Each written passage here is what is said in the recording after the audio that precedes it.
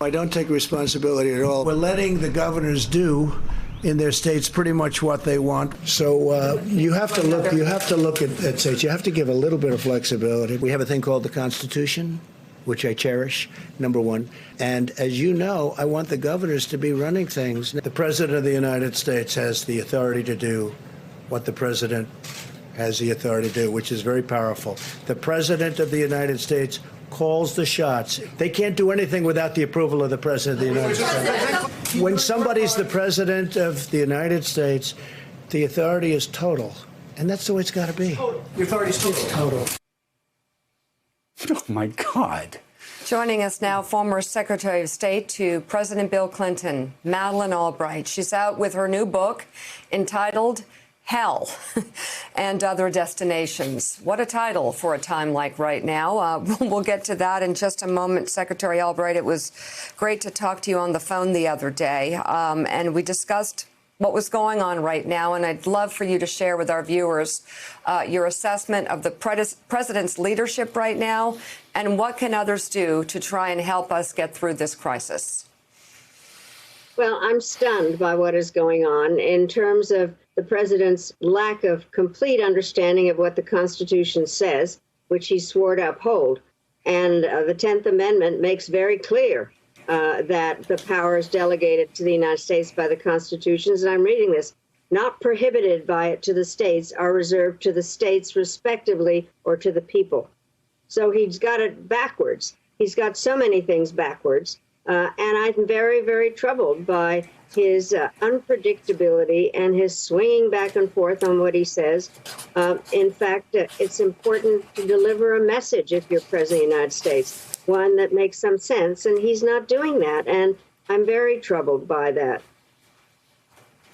I'd love to, before we talk about your book that's out right now, point back to the book that you wrote, Fascism, A Warning, which came out, I believe, right at the beginning of President Trump's presidency.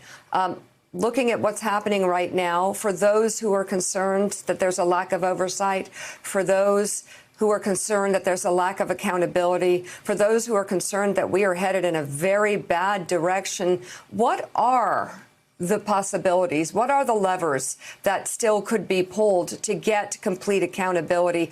You saw perhaps Speaker Nancy Pelosi's searing letter just excoriating President Trump's leadership through this crisis. But what can be done to make sure we're being led in a safe direction and the most is being done to fight this virus? Well, I do think we need to understand that the first article of the Constitution is about the power of Congress. It is very deliberately that way because the founders did not want to have a king. They did not want to have an authoritarian leader. And so I think we need to make clear what we understand. I also, and I'm not just saying this because I'm on with you guys, the media, the press has a role. In democracy, a free press is essential. The press is not the enemy of the people. And ultimately, we also need to be involved. And we need to vote and get ready now for the November election. We need to be prepared. And I do think that we depend on the fact that democracy is not a spectator sport, that we have to participate. Willie Geist is with us and has a question. Willie. Good morning, Secretary Albright. Good to see you this morning. I'm curious of your larger view of all this, the world view, as someone who served as Secretary of State and ambassador to the UN as well, and looking particularly at the behavior of China, the way it has sort of covered up its statistics, the way it was not transparent or forthcoming as the president suggested it was, the way it silenced doctors. What is the culpability in all this from your view of China in the pandemic around the world? I do think that China is going to have to answer for the things that exactly the ones you describe of being secretive, no transparency. They ultimately are responsible for a major aspect of the problem. However, and this is the part about looking out at the whole world, we need to figure out, and this is the art, the statecraft of diplomacy, is how to tell it like it is, cooperate where you can, and compete where you must. And China is a rising power. We need to deal with them. But I do think ultimately we will have to go back and assess their culpability. But at the moment, we have to move forward trying to figure out how to deal with what is an international problem, because the virus knows no borders. Madam Secretary, Mike Barnicle's with us and has a question for you. Mike. Madam Secretary, eventually this administration will come to its conclusion, hopefully sooner rather than later. When that occurs, what are the first few steps that the next president, the next Secretary of State must take in order to heal the world around us? Well, there's no question that the United States needs to operate with other countries. President Clinton said it first, that we were the indispensable nation. I just said it so often it became identified with me. But there's nothing about the word indispensable that says alone. We need to be partners, and we can't operate in the 21st century without partners because, as I said, the virus knows no borders, climate change knows no borders, nuclear proliferation, and all the issues that are out there, and we have to repair our relationship with other countries. Americans don't like the word multilateralism. It has too many syllables and it ends in an ism, but it's just a partnership. And we need to do something also to refurbish the various organizations. I've always been saying that people and organizations in their 70s need fixing, and the UN does. And I think that we need to figure out what are the problems there. We can't deal with it if we aren't participants. And so there will be a lot of repair work that has to happen because the U.S. Is the leader, but we need to be part of working with others. There's just no question about it. It's not a sign of weakness. It's a sign of strength. We need to be the ones that are, in fact, thinking about how to make the 21st century work. Talk about hell and other destinations and the insights that readers are going to get in this extraordinarily important time by reading the book. Well, thank you. I decided that it would be interesting to write a book about all the things that one can do after one leaves a terrific job. And so I think that what I hope the book talks about, the necessity of involvement, of feeling that one can, in fact, contribute, that you can do a lot of different things.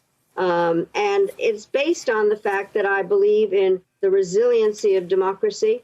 I'm an optimist who worries a lot, and in cooperation. And so as I describe the things that I've done since I left office, I am trying to show how all these things go together, how one can teach, which I love doing, run a global business, be chairman of the board of the National Democratic Institute, operate with my alma mater, Wellesley, a lot of different things, and to make clear how they connect to the things that I cared about when I was in office.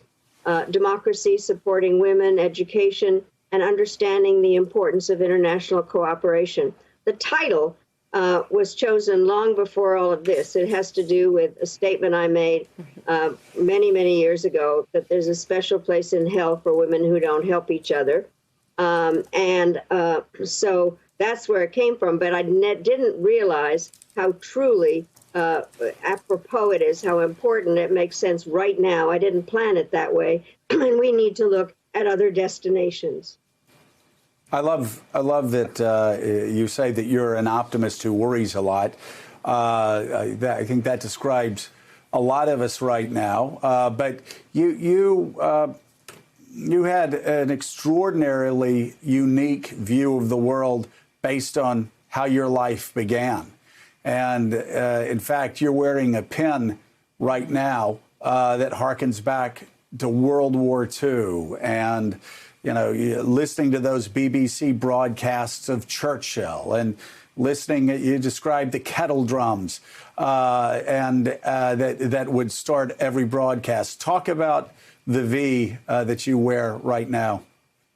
Well, my father, we lived in London during World War II. My father was with the Czechoslovak government in exile. He broadcast over BBC. And so I listened to it as a little girl. I actually thought he was in the radio. But every BBC broadcast began with the opening lines of Beethoven's Fifth, da-da-da-dum, and it was actually Morse code for V for victory. And, Churchill held up his V. And so I thought it made sense to wear it now. We need a victory over the virus. And so it harks back to a period during World War II where we thought we were not in control because we weren't because of the bombs. We are not in control of everything now. The only thing we're in control of is our mood. And we have to be active and look forward and think about what needs to happen next. And by the way, I want to thank all of you for being so really respectful and generous for those that are helping us, the nurses and all the people that are out there really working with us, for us. And you guys have been terrific in making that clear. They are certainly on the front lines. And thank you very much, by the way, on a personal note, for reminding Mika of my birthday, as you do every year, because she still thinks it's in like October. No. Well, I took it up. I used to remind her about her father's birthday. And so I've been doing that for a long time. So now I love doing it. And I love remembering your birthday, and a little late. Happy birthday to you. Thank you so much. I love the phone calls. Thank you so much. The book is Hell and Other Destinations, a 21st century memoir. Former Secretary of State Madeleine Albright, thank you so much for coming on. Come on anytime. We love hearing from you. Well, thank you so much for having me. Thank you. Thanks for checking out MSNBC on YouTube, and make sure you subscribe to stay up to date on the day's biggest stories. And you can click on any of the videos around us to watch more from Morning Joe and MSNBC. Thanks so much for watching.